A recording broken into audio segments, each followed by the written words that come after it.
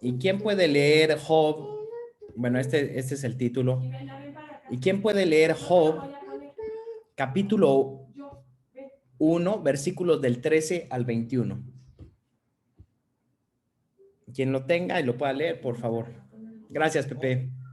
Job capítulo 1, del 1 al 13, dice así. No, del 13 al 21. Del 13 al 21. Y un día aconteció que sus hijos e hijas comían y bebían vino en casa de su hermano, el primogénito. Y vino un mensajero a Job y le dijo, estaba arando los bueyes y las asnas paciendo cerca de ellos, y acometieron los sabeos y los tomaron y mataron a los criados a filo de espada. Solamente escapé yo para darle la noticia. Aún estaba hablando cuando vino otro que dijo, fuego de Dios cayó del cielo, que quemó las ovejas y a los pastores y los consumió. Solamente escapé yo para darle la noticia. En el 17 dice, todavía estaba hablando y vino otro y le dijo, los caldeos hicieron 3 escuadrones y arremetieron contra los camellos y se los llevaron y mataron a los criados al filo de espada, y solamente escapé yo para darle la noticia.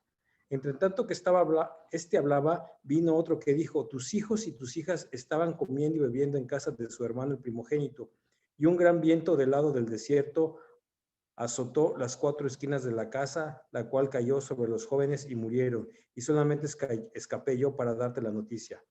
Entonces Job se levantó y rasgó su manto y se rasuró la cabeza y se postró en tierra y adoró. Y dijo, desnudo salí del vientre de mi madre y desnudo volveré allá. Jehová Dios dio y Jehová quitó. Sea el nombre de Jehová bendito.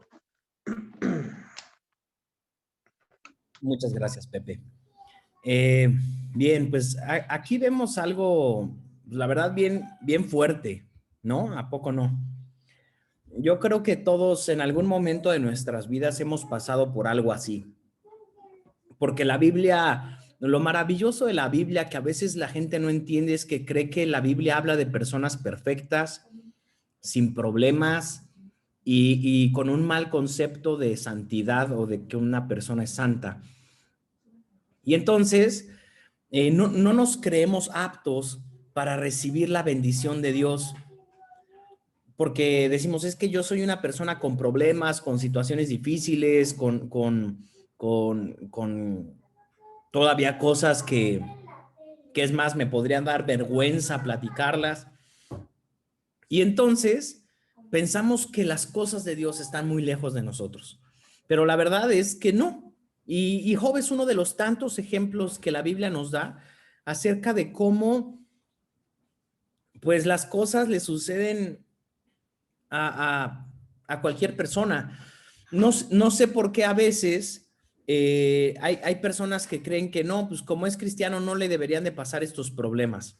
Y eso no es cierto. La verdad es que los problemas le suceden a los cristianos y a los no cristianos. La situación no es los problemas que enfrentamos los hijos de Dios. La situación es cómo los enfrentamos y la seguridad de que Dios va con nosotros en medio de los problemas y de los momentos difíciles, ¿sí? Entonces aquí vemos a Job, que si tú lees antes de lo que leyó Pepe, tú ves que Job era un hombre casi perfecto. Iba todos los domingos a la iglesia, tenía su grupo de vida, daba sus diezmos, se conectaba al discipulado desde temprano, hacía todo, era un buen cristiano, pero de repente todo le empieza a ir mal. Y lo que leyó Pepe es que llega uno y le da una noticia de que los hijos se murieron, y se va ese y llega otro que el negocio se le cayó, y se va ese y que la casa se le cayó, y le robaron todo, y se le deshizo toda la vida. Y eso puede llegar a suceder. Y eso no debe de hacer porque hay personas, pues yo creo que, no sé, faltos de sabiduría o yo que sé que a veces juzgan a una persona porque le va mal en la vida. Y es muy fácil juzgar desde afuera. Y es muy fácil decir, no, pues sí, lo que pasa es que seguramente, aunque iba todos los domingos a la iglesia, se me hace que más bien tenía algún pecado por ahí escondido. O no estaba orando lo suficiente. O no era tan santo como debería. Este Job, según la descripción de Dios, porque Dios es el mismo que da la descripción de Job, dice, este era un hombre justo, perfecto, era un hombre recto, pero aún así le vino todo eso. Entonces, el primer punto es que viene una nueva temporada y yo creo que eso va muy de acuerdo con lo que estamos viviendo. Tal vez ya nos acostumbramos un poquito a la vida que estamos teniendo estos 6, 7 u 8 meses que creo que ya llevamos, pero la verdad es que estamos pasando a una nueva temporada, ya llámese nueva normalidad o simplemente una nueva temporada de vida donde muchas cosas en el mundo están cambiando y en nuestro mundo donde vivimos están cambiando. Queramos o no queramos, muchas cosas en esta pandemia vinieron a cambiar. Cuestiones prácticas, cuestiones económicas, cuestiones de salud, cuestiones de precaución, muchas cosas vinieron a cambiar. Y no solo eso, sino que aparte en el contexto que estamos viviendo como país, tuvimos apenas un cambio de régimen político, si queremos llamarlo así, muy drástico, que por años se había vivido y ahora es uno completamente distinto. Tenemos en los que estamos en Morelos un gobierno pues también de cierta manera muy distinto de una persona que no ha llevado una vida política activa, etcétera. Podemos decir muchas cosas. Entonces, la verdad es que muchas cosas en la economía, en la iglesia no la podemos hacer como la hacíamos antes. Muchos de ustedes todavía siguen sin ir a oficina o sin ir a sus negocios normales. Añádele que algunos de ustedes han tenido o todos hemos tenido cambios en nuestra vida por la etapa en la que nos encontramos. Algunos hace poco nos volvimos padres, algunos de aquí entraron a la universidad, algunos están por ser abuelos, otros acaban de ser abuelos, etcétera. O sea, tenemos cosas nuevas por delante, una nueva temporada que puede llegar con sus cosas buenas y también con un paquete de cosas no tan buenas a nuestros ojos. Pero en medio de todo esto tenemos que recordar las promesas de Dios que nos dicen que todo opera para bien para aquellos que amamos a Dios. Todo. Esa es una de las verdades más grandes que yo creo que tenemos que guardar en nuestro corazón. No importa lo que estemos viviendo, todo opera para bien. Todo, absolutamente todo. Entonces nuestros errores, nuestros fracasos, nuestros desaciertos, todo opera para bien cuando amamos a Dios. Y ese es el detalle, cuando amamos a Dios. Job definitivamente era una persona que amaba a Dios, definitivamente. Y como amaba a Dios, todo lo que podía sucederle, aun cuando él no lo entendía, pero todo iba a operar para un bien maravilloso. Así que tú y yo el día de hoy, que hemos estado hablando acerca de los miedos que estamos enfrentando, tenemos que creer algo y tenemos que esparcir esa palabra de fe. Todo lo que estamos pasando va a traer algo bueno porque amamos a Dios. Lo que estamos viviendo en el área social, en el área económica, en el área psicológica, en toda nuestra vida. Porque a Dios no se le ha salido nada de las manos. Dios sabe perfectamente lo que está sucediendo. Dios sabe lo que está sucediendo en tu corazón. Entonces, por ahí hay un dicho que no sé muy bien cómo va, si alguien me puede corregir, pero hay un dicho que dice al mal clima darle buena cara o algo así. ¿Cómo? Al mal tiempo, buena cara. Al mal tiempo, buena cara. Al mal tiempo, buena cara. Muchas gracias, Adolfo. Gracias, amor. Al mal tiempo hay que ponerle una actitud de fe y positiva, donde decimos, Señor, tú vas a hacer que esto funcione y que salgamos adelante. Yo no sé cómo lo vas a hacer. Yo no entiendo tu visión completa, Señor, pero yo descanso en ti. Recuerden que tenemos un Dios soberano. Y el que sea soberano es que Él puede hacer lo que sea, con lo que sea, cuando sea y como sea. Y eso es maravilloso. Eso es maravilloso porque podemos descansar en un Dios que cuida de nosotros y que muchas veces no podemos comprenderlo, pero sí podemos creerle. Y en la fe, eso es lo que nos debe de impulsar. Hay muchas cosas de Dios que yo no comprendo, muchas. De hecho, les comentaba hace poquito en una de las clases de leadership a los alumnos del jueves, que si tú y yo pudiéramos comprender a Dios, entonces en realidad Dios dejaría de ser Dios. O sea, porque nuestro Dios es tan grande que no lo podemos comprender y no lo vamos a poder comprender. Podemos imaginar muchas cosas, tratar de comprender muchas cosas de Dios, pero a fin de cuentas, ¿qué somos tú y yo al lado de Dios? Nada. Él tiene una mente perfecta, Él tiene una visión perfecta, Él tiene un propósito perfecto, sin pecado, sin mancha. Él llama a cada estrella por su nombre. Tú y yo ni siquiera sabemos cuántas estrellas hay.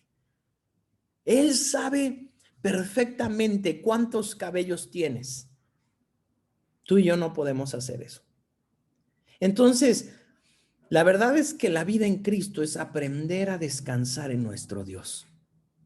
Y aquí vemos a un hombre justo, recto, que amaba a Dios y que de un momento a otro le fue muy mal. Le fue muy mal, pero algo tenía ahí preparado Dios. De hecho, Dios, y esto es importante que lo entendamos, Dios usó al diablo para bendecir a Job. Esto es difícil de entender porque normalmente vemos al diablo solamente como un rival y archienemigo de Dios. Pero en realidad el diablo es un servidor de Dios. O sea, Dios no tiene un pleito con el diablo. Obviamente hay muchas cosas que el diablo hace que son completamente incorrectas. Pero la verdad es que siempre que Dios le da una instrucción al diablo, el diablo la ejecuta. Dice la Biblia, los demonios creen y tiemblan. Y muchas veces nosotros no hemos ni tomado esa autoridad. Y hay personas, hay cristianos que le tienen miedo al diablo, cuando los hijos de Dios no debemos de tenerle miedo al diablo, porque somos hijos de Dios. Y porque por más que el diablo quiera hacernos algo, nosotros somos intocables para el diablo. No nos puede tocar. Porque la sangre de Cristo nos cubre, porque tenemos el sello del Espíritu Santo, porque Cristo y su Espíritu Santo habitan dentro de nosotros. Entonces no es una cuestión del diablo, porque muchas veces cuando sucede algo malo en nuestras vidas también empezamos a reprender al diablo, y a veces no es necesario reprender al diablo, sino más bien ubicarnos en el tiempo y espacio en Cristo y decir, Señor, yo no sé por lo que estoy pasando, pero al mal tiempo lo voy a agarrar con fe y voy a estar seguro de que tú, Señor, a través de este mal tiempo me llevarás a algo mucho mejor. Entonces, en la temporada que nos encontramos de coronavirus, de pandemia, de estar guardados, de estar con muchas restricciones, con mucho incertidumbre económica, incertidumbre del país, bueno, pues nosotros, nuestro deber es tener fe y decir, Señor, yo voy con todo a lo que se encuentra adelante de mí. Eso es lo que tenemos que hacer. Te animo a que el día de hoy tomes la fe para decir, Señor, no importa lo que esté pasando, yo voy a cruzar a esta nueva etapa, a esta nueva temporada, con toda la fe de que tú me llevarás a algo mejor. Salmo 126, versículo del 1 al 6. ¿Quién lo puede leer, por favor?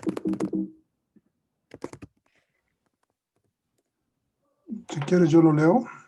Gracias, Paco. Cántico para los peregrinos que suben a Jerusalén. Cuando el Señor trajo a los desterrados, regresó a Jerusalén. Fue como un sueño. Nos llenamos de risa y cantamos de alegría. Y las otras naciones dijeron, ¿cuántas maravillas ha hecho el Señor por ellos? Así es, el Señor ha hecho maravillas por nosotros. ¡Qué alegría! Restaura nuestro bienestar, Señor, como los arroyos renuevan el desierto. Los que siembran con lágrimas cosecharán con gritos de alegría. Lloran al ir sembrando sus semillas, pero regresan cantando cuando traen la cosecha. Amén. Muchas gracias, Paco.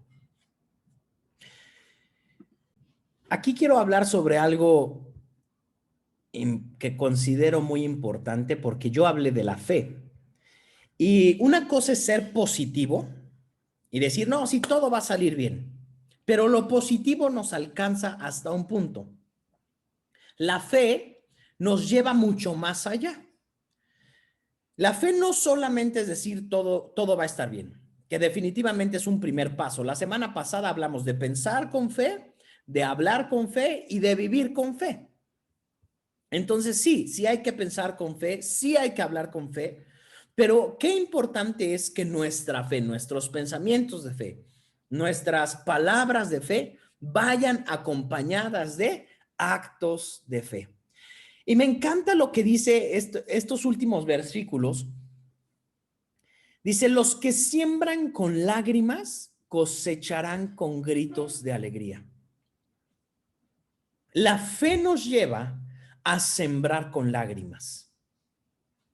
Eso es a lo que nos lleva la fe. ¿Por qué sembrar con lágrimas? Pensemos un poquito, como que vamos a meternos, ¿no? Imagina que tú tienes un alimento, una semilla que tú puedes vender en algo. Pensemos en trigo o en frijol. No sé mucho yo de siembra, pero pensemos que tú tienes unos cuantos kilos de frijol. Esos kilos en ese momento te pueden producir dinero, porque tal vez tú, no sé, el número de kilos que quieras, tú lo empaquetas y lo vendes y te produce dinero.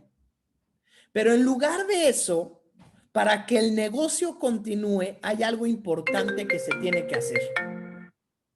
Hay algo importante que se tiene que hacer.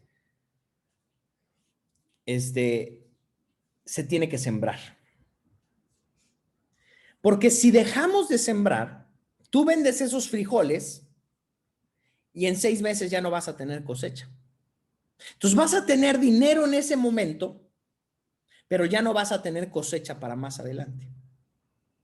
Como hijos de Dios tenemos que creer completamente en el principio de la siembra y de la cosecha. Y es importante seguirlo, pero es bien importante dejar un momento el placer momentáneo o la recompensa, no solo el placer, sino la recompensa momentánea por una recompensa futura. Y eso es lo que Cristo nos enseñó muchas veces. La verdad es que hoy en día la cultura en la que vivimos nos llama a tener una recompensa momentánea, un placer momentáneo. Y Cristo nos llama y nos enseña en su palabra a esperar por una recompensa futura. Y a veces los cristianos hemos olvidado eso. Entonces, aquí dice que muchas veces sembraremos porque no vamos a poder vender eso y entonces vamos a tener que sembrarlo con lágrimas y decir, híjole, voy a tener que sembrar lo que tengo. Pensemos ahorita en la economía. Dile a mami, está afuera. Estaba en una llamada, pero... Entonces, en lo económico muchas veces nosotros, digamos que tú tienes 1,000 pesos, 10,000 pesos. Entonces dices, híjole, esto apenas me alcanza. Apenas me alcanza tengo que pagar mi renta, tengo que pagar mi comida, la gasolina, etcétera, ¿no? Ya tengo distribuidos mis 10,000 pesos. Pero Y ahí es donde entra la fe. Pero resulta que Dios está poniendo en mi corazón que le compre una despensa a mi vecino, a mi vecina, que ayude a tal persona. Pero Señor, no me va a alcanzar. No me va a alcanzar porque ya tengo mi presupuesto hecho. Pero lo maravilloso es que Dios muchas veces viene a romper nuestro presupuesto. Digo, a Job se lo vino a deshacer. O sea, le deshizo todo el presupuesto, todos los activos, todos los pasivos, toda la empresa se la deshizo, toda la vida. Y entonces muchas veces es necesario, como hijos de Dios, aprender a sembrar con llanto. El mundo en el que estamos, sinceramente, no nos enseña eso. Porque eso solamente lo puede producir alguien en todo el universo. Y es el Espíritu Santo. Sinceramente, la Biblia nos enseña que no hay bueno ninguno solo, ni uno solo. Entonces, nosotros no podemos producir la bondad en nuestro corazón. Por eso, esto que te estoy diciendo es un acto completo de fe y no un acto del humanismo. Porque el humanismo se acaba en el momento en el que yo ya no consigo nada. Pero cuando el Espíritu Santo te está diciendo y te está insistiendo y te está diciendo, hijo, hija, tienes que hacer esto. Ay, Señor, pero tú sabes lo ocupado que estoy. Sí, pero como yo sé lo ocupado que tú estás, quiero que siembres tu tiempo en otra persona. Oye, Señor, pero ahorita podría estar con mis hijos, podría estar haciendo mi negocio, sí, pero quiero que inviertas tu tiempo dándole la palabra a otra persona, que siembres. Y entonces en ese momento es cuando nuestra siembra se vuelve una siembra con llanto. Es mentira que siempre nuestra siembra la vamos a entregar contentos. Va a haber veces que no. Va a haber veces que la vamos a entregar con llanto. Y aquí dice el Salmo 126, los que siembran con lágrimas cosecharán con gritos de alegría. Lloran al ir sembrando sus semillas, pero regresan cantando cuando traen la cosecha.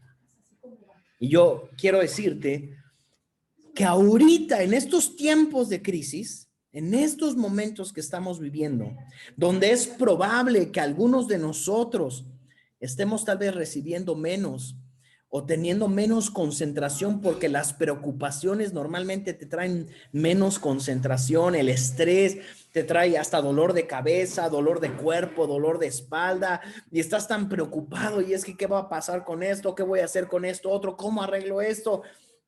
Y el mundo se va a acabar y de ahí si echamos a volar la mente, no paramos. En ese momento es necesario, en el nombre del Señor, empezar a sembrar. Cuando más está apretándose la cosa, es cuando más tenemos que sembrar. Ahora, esto se los digo no de dientes para afuera. O sea, esto sí es algo que considero en mi vida como un principio de vida. Cuando más difícil está la cosa, es cuando no podemos rendirnos. Cuando, por ejemplo, cuando tú estás entrenando, llega un momento en ese entrenamiento, llega una barrera que para poderla pasar, necesitas echarle el foie. No sé si se acuerdan del foie. Necesitan echarle, o sea, necesitamos, no, ¿sabes qué? Estoy en una carrera, por ejemplo, estoy corriendo, ya llevo 5 kilómetros, 8 kilómetros y me empiezo a cansar. En ese momento es cuando tengo que meterle todas las ganas para que entonces toda mi reserva se empiece a ir ahí.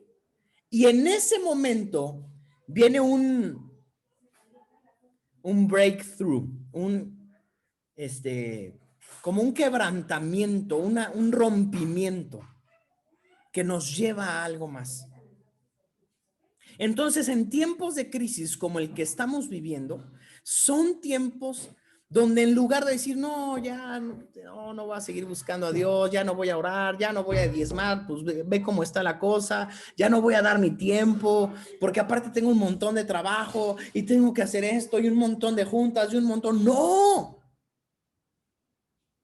Los hijos de Dios no retrocedemos.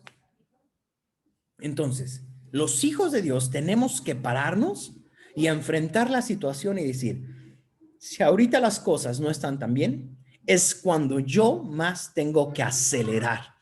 Es cuando yo más tengo que meterme duro. Me acuerdo que el pastor Cash platicaba que cuando hay una carrera, no me acuerdo a qué participante de carreras de automóviles le preguntaron, pero le decían en qué radicaba su éxito. Y él decía que cuando había un choque, la mayoría de los coches se frenaban para no chocar, ¿no? El choque se estaba dando y estaba toda la carambola, y pues la mayoría de los corredores frenaban. Pero este corredor que te digo, en lugar de frenar, dice, pues yo le aceleraba, porque era mi momento de rebasar a todos los que frenaban. Dice, si me iba a estampar, de todas maneras me iba a estampar. Entonces, él aceleraba en un momento de crisis. Y muchas veces nosotros al ver la crisis, al entrar en una crisis emocional, física, psicológica, económica, en lugar de acelerar, frenamos. Cuando lo que tenemos que aprender a hacer es acelerar. ¿Por qué? Porque el mismo Dios que empezó la obra en nosotros es el mismo Dios que la culminará en nosotros. Entonces, cuando nosotros tenemos la fe, decimos, ¿sabes qué, Señor? Pues voy a sembrar con llanto, voy a sembrar con dolor, pero no voy a dejar de sembrar. Tal vez con tristeza, pero no voy a dejar de hacerlo. Amós capítulo 9, vamos al libro de Amós capítulo 9 y vamos a leer de los versículos 11 al 15. Alguien que lo pueda leer, por favor. Amós 9 del 11 al 15. Yo, pastor. Gracias, Erita. Sí, dice, promesa de restauración. En aquel día restauraré la casa caída de David, repararé sus muros dañados, de las ruinas la reedificaré y restauraré su gloria anterior. Israel poseerá lo que quede de Edom y todas las naciones que he llamado a ser mías. El Señor ha hablado y cumplirá estas cosas. Llegará el día del Señor, en el que el grano y las uvas crecerán más rápido de lo que puedan ser cosechados. Entonces los viñedos en las terrazas de las colinas de Israel destilarán vino dulce. Traeré a mi pueblo Israel de su cautiverio en tierras lejanas. Reedificarán sus ciudades que están en ruinas y nuevamente vivirán en ellas. Plantarán viñedos y huertos, comerán sus cosechas y beberán su vino. Los plantaré firmemente allí en su propia tierra. Nunca más serán desarraigados de la tierra que yo les di, dice el Señor tu Dios. Muchas gracias, Erita. Fíjense este versículo, el versículo 13, dice, llegará el día, dice el Señor, en que el grano y las uvas crecerán más rápido de lo que pueden ser cosechados. En otra traducción dice que el sembrador alcanzará al segador. Que mientras uno ya está cosechando, de repente ya la cosecha va a venir. Y esa es una cuestión de fe y es una cuestión espiritual en la que nosotros debemos de creer, donde se vuelve un ciclo de siembra que tú y yo debemos de provocar. Y eso es lo que en esta crisis tenemos que provocar. Un ciclo de siembra y de cosecha en el cual después de haber acumulado siembra, más siembra, más siembra, más siembra, en ese momento nosotros tengamos al mismo tiempo un tiempo de siembra y un tiempo de cosecha. Y al mismo tiempo estamos sembrando, pero al mismo tiempo estamos cosechando. La siembra toma su tiempo. Entonces, viene un tiempo donde se siembra con lágrimas, se siembra con llanto, se siembra a veces, ¿cómo voy a salir adelante? Pero a fin de cuentas en fe uno lo hace. Pero después de haber estado sembrando y sembrando y sembrando y sembrando, de repente la cosecha llega cuando seguimos sembrando. Y hay más cosecha y sembramos. Y hay más cosecha y sembramos más. Y hay más cosecha y sembramos más. Y hay más cosecha y sembramos más. Hay más cosecha y sembramos más. Y es a lo que Cristo nos ha llamado. Pero tristemente hay muchas personas que abandonan antes de tiempo. Y es muy triste, la verdad es muy triste ver cómo las personas a veces han sembrado 5 años, han sembrado 10 años, han sembrado 15 años y tal vez se encontraban a nada de cosechar y en ese momento sueltan todo. En ese momento dejan todo. No, ¿sabes qué? Es que esto no funciona. Y a veces ya estabas a punto de tu más grande cosecha. Y en ese momento es cuando no podemos soltar. Así que te animo el día de hoy, no dejes de sembrar. Aún con llanto, aún con preocupación en tu corazón del futuro, quiero animarte a que no dejes de sembrar. Tu tiempo, tu servicio a Dios, tu esfuerzo, tu dinero, todo lo que tú siembres. Porque todo lo que siembres dará una cosecha. Te aseguro algo. Desde el principio, desde Génesis, Dios dijo, la siembra y la cosecha nunca se acabarán. Nunca se acabarán. Es una ley de vida que nunca se va a acabar. La siembra y la cosecha. Desde el principio es impresionante cómo cuando Dios crea la creación, todo lo que Dios hace, dice que Él hace las plantas y dentro de las plantas, Él les da el poder para que no sea una planta y se muere ya. No, una planta tiene el poder para dar cientos de plantas. Un árbol de manzanas puede dar cientos de manzanos.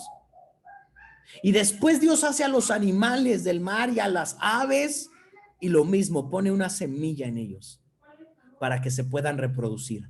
Cuando Dios, normalmente nosotros vemos historias de la creación o videos de la creación y entonces pensamos que Dios hizo 10,000 delfines, 10,000 ballenas, pero en realidad seguramente, aunque no lo dice literalmente la Biblia, pero no fue así. Seguramente Dios hizo una pareja de delfines, una pareja de ballenas, pero dentro de ellos puso la semilla para reproducirse y multiplicarse. Porque Dios no hizo a varios Adanes y a varias Evas. Dios hizo a Adán y a Eva. Y dentro de Adán puso la semilla para que fuera plantada en Eva y hubiera una cosecha. Entonces Dios no crea en el principio cientos o miles de lo mismo, sino que crea uno con el poder de reproducirse. Y lo mismo ha puesto Dios en ti. Dios tal vez no te da un fajo de billetes de $1,000,000, pero te pone 1,000 pesos. Y dentro de esos 1,000 pesos, Dios pone la semilla que va a crecer. Y no solo eso, sino que Dios también pone semillas espirituales dentro de tu corazón. Y Dios no te da un negocio y te dice, aquí está tu negocio y que despiertas y ya eres el gerente general de un negocio. No, Dios pone una semilla en tu corazón que necesita ser sembrada, cuidada. Y esa semilla lleva en sí semillas que producirán más. A veces se tiene que sembrar con llanto. A veces se tiene que sembrar con dolor, pero a la larga dará fruto. Y en fe creemos que esas semillas crecerán, crecerán, crecerán, crecerán. Por eso ahorita, este tiempo de crisis es el tiempo donde más tenemos que sembrar, porque nos estamos preparando para un futuro glorioso. Siembra aún cuando no tengas ganas. Segunda de Corintios capítulo 9, versículo 8. Vamos a leerlo. Segunda de Corintios 9, 8.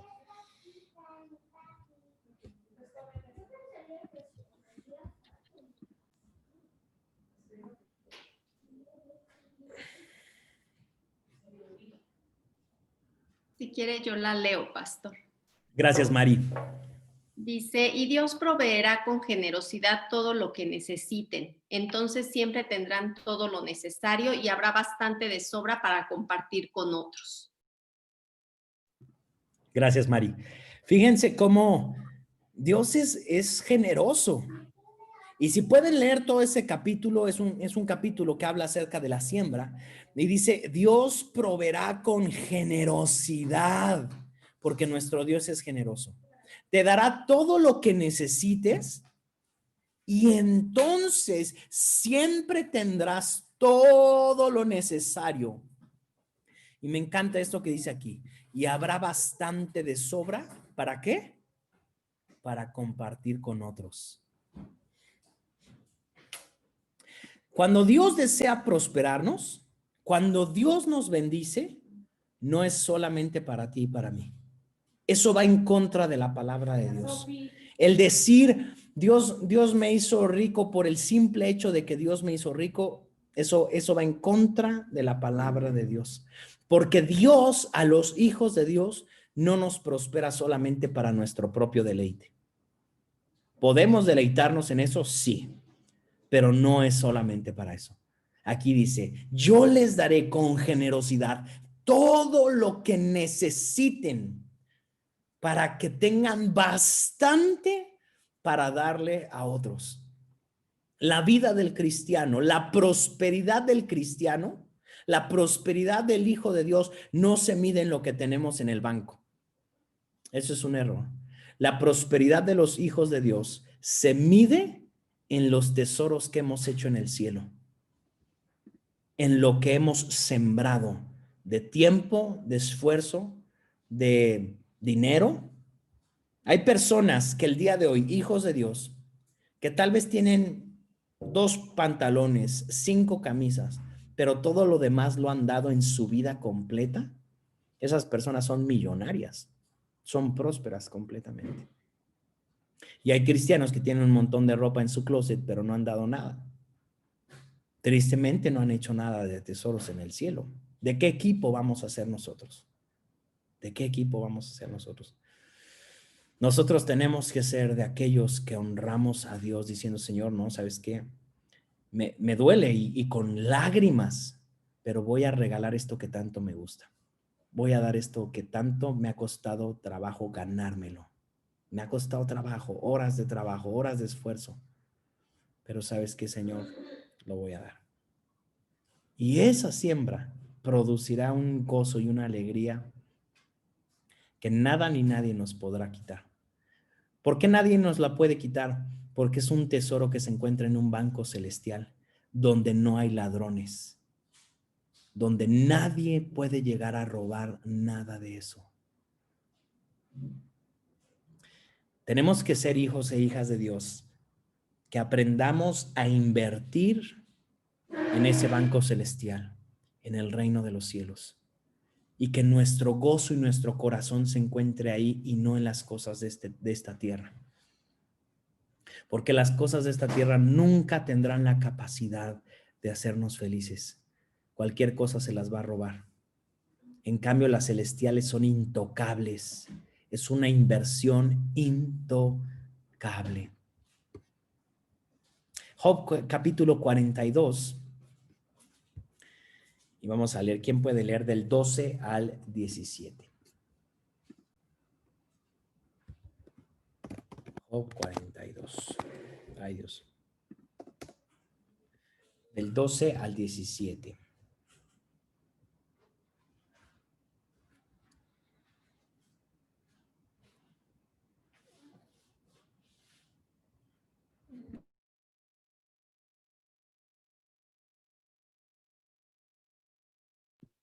Si quiere yo leo, pastor. Muchas gracias, Sarita. Sí, del 12 al 17, ¿verdad? Dice, así que el Señor bendijo a Job en la segunda mitad de su vida, aún más que al principio, pues ahora tenía 14,000 ovejas, 6,000 camellos, 1,000 yuntas de bueyes y 1,000 burras. Además, dio a Job otros 7 hijos y 3 hijas. Llamó a su primera hija Gemima, a la segunda Cesia y a la tercera Keren Apuk. En toda la tierra no había mujeres tan bellas como las hijas de Job. A su padre les dejó una herencia en un testamento junto con sus hermanos. Después de esto, Job vivió 140 años y pudo ver a 4 generaciones de sus hijos y nietos. Luego murió siendo muy anciano, después de vivir una vida larga y plena. Amén. Amén. Muchas gracias, Sarita. Fíjense, la segunda mitad de la vida, Dios la bendijo más que la primera. Nosotros tenemos que anhelar eso, que Dios bendiga nuestra segunda etapa, nuestra nueva temporada más que la primera. Y debemos creer que Dios lo hará, porque cuando nosotros sembramos, sabemos que cosecharemos. Y así como Job, su vida fue mucho más bendecida. Mucho más bendecidas. Ahí da los números de cabeza de ganado que tiene, los hijos que tuvo, vivió muchos años más, vio 4 generaciones más. O sea, Dios hizo cosas maravillosas en la vida de Job. Este libro empieza con tragedia, pero termina con mucha bendición.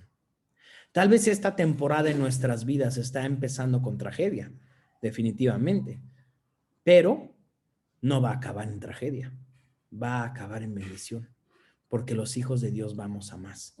Los hijos de Dios creemos que hay un futuro glorioso para nosotros. Y terminamos leyendo ahí mismo en el capítulo 42. Ahora vamos a leer del versículo 8 al 10, por favor.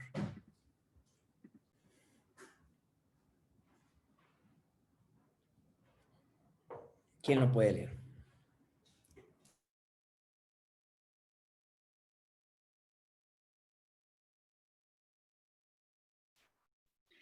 Si quiere, yo lo leo, pastor. Así que tomen 7 toros y 7 carneros. Vayan a mi siervo Job y ofrezcan una ofrenda quemada por ustedes mismos. Mi siervo Job orará y yo aceptaré la oración a favor de ustedes. No los trataré como se merecen, a pesar de no haber hablado de mí con exactitud, como lo hizo mi siervo Job. Así que Elifaz el temanita, Bildad el suita y Sofar el naamatita hicieron lo que el Señor les mandó y el Señor aceptó la oración de Job. Cuando Job oró por sus amigos, el Señor le restauró su bienestar. Es más, el Señor le dio el doble de lo que antes tenía. Fíjense qué maravilloso. Me encanta aquí una frase. Fíjate cómo hace Dios. Lo que dice Dios. No los trataré, es que lo marca. No los trataré como se merecen. Eso es la gracia. Y eso es maravilloso. Dios nunca nos tratará como nos merecemos. La gracia de Dios es cuando Dios nos da aquello que no merecemos. Y tú y yo tenemos que aprender a descansar en la gracia de Dios. Quiero decirte algo. Aun cuando estos hombres se portaron mal y no defendieron a Dios, Dios dijo, yo no los voy a tratar como se merecen. Yo los voy a bendecir. Y Job oró por ellos. Y Job los bendijo. Y después de que Job los bendijo, Dios le dio el doble de lo que tenía antes. Cuando nosotros sembramos oración en nuestros enemigos, la bendición viene a nuestras vidas. Todo en la fe es una cuestión de siembra. Todo en la fe. Cualquier área de nuestra vida donde queremos ver una cosecha, tenemos que sembrar. Para los que están casados, ¿quieres ver tu matrimonio mejorar? Siembra en tu matrimonio. ¿Quieres la relación con tus hijos que mejore? Siembra en ellos. ¿Quieres tu economía? Siembra. ¿Quieres en tu familia? ¿Quieres en tus estudios? ¿Quieres en tu trabajo? Siembra, porque cosecharás. ¿Se tiene que sembrar con lágrima? Claro que se tiene que sembrar con lágrima. La vida es así, porque eso es un acto de fe. Señor, ahorita voy a sembrar mi tiempo y mi esfuerzo en este lugar, creyendo que tú me prosperarás. Y esas siembras son las que traen la victoria. Hay otras personas que en el momento en el que lloran, sueltan todo. Y si sueltas en ese momento, vas a perder todo, aún lo que has echado, aún lo que ya habías sembrado. ¿Por qué? Porque bajan los brazos. ¿Por qué? Porque dejan de pelear. Entonces, aún en el peor de los momentos, no podemos rendirnos por honra a aquello que ya hemos sembrado. Hay un principio bíblico del reino muy importante, que es que tenemos que aprender a honrar y bendecir aquello que ya hemos sembrado. Yo no puedo orar en la mañana por mis hijas y decir, Señor, bendícelas, dales y orar por ellas, y después en la tarde decirles, no, eres una tonta, te pasas, ¿cómo puede ser posible? No vas a llegar a ningún lado. ¿Qué estoy haciendo ahí? Estoy sembrando algo en la mañana y en la tarde lo estoy arrancando. Eso no me va a dar cosecha. Yo no puedo orar en la mañana, Señor, te pido que bendigas mi negocio, y después en la tarde estar transando a los clientes, porque estoy sembrando algo en la mañana y lo estoy arrancando en la tarde. Así no llegan las cosechas. Las cosechas llegan cuando yo siembro en la mañana en oración, pero después yo lo riego con trabajo, yo le doy sol con esfuerzo, yo tengo fe en eso, y es una constante, una constante. Yo no puedo orar por mi matrimonio y después decirle de groserías a mi esposa. Ahí estoy sembrando una cosa y después la estoy arrancando, la estoy echando a perder. Yo lo que tengo que hacer es sembrar en Cristo, regar, pedirle al Señor que bendiga eso y creerlo todo el tiempo, no nada más cuando todo parece fácil. En la oración todo parece muy fácil. Oramos, se lo dejamos en las manos a Dios, pero y después lo que nos corresponde es, aún con lágrimas, seguir trabajando. Así que este tiempo de crisis tenemos que afrontarlo sin miedo. Esta nueva temporada que estamos enfrentando, tenemos que sacudirnos el miedo y decir, yo voy con todo a esta nueva temporada. Y si es necesario cambiar mi negocio por completo, no importa. Yo sé que por Dios me va a bendecir. Y si tengo que cambiar la manera de hacer las cosas, voy a dejar de añorar el pasado y me voy a extender hacia el futuro glorioso que Dios tiene para mí. Entonces, es tiempo de fe. Es tiempo de agarrar el mal tiempo, no solamente con una actitud positiva, sino con una actitud de fe real, donde mis pensamientos, mis palabras y mis acciones son de fe. Y así es como vamos a conquistar este tiempo. Así y solamente así. Amén. Vamos a orar, vamos a adorar al Señor. Para orar, quiero orar por todos sus proyectos futuros, creyendo que yo ya me estoy preparando para el 2021, creyendo que el 2021 va a ser un muy buen año, creyendo que va a ser un tiempo donde venga como venga, yo creo que Dios nos va a sorprender. Yo sí lo creo y vamos a trabajar por eso. Y aún con lágrimas, pero vamos a estar sembrando. No importa lo que venga. Hay un ciclo de siembra que hemos estado haciendo y haciendo y haciendo y no lo vamos a soltar. Amén. Vamos a orar.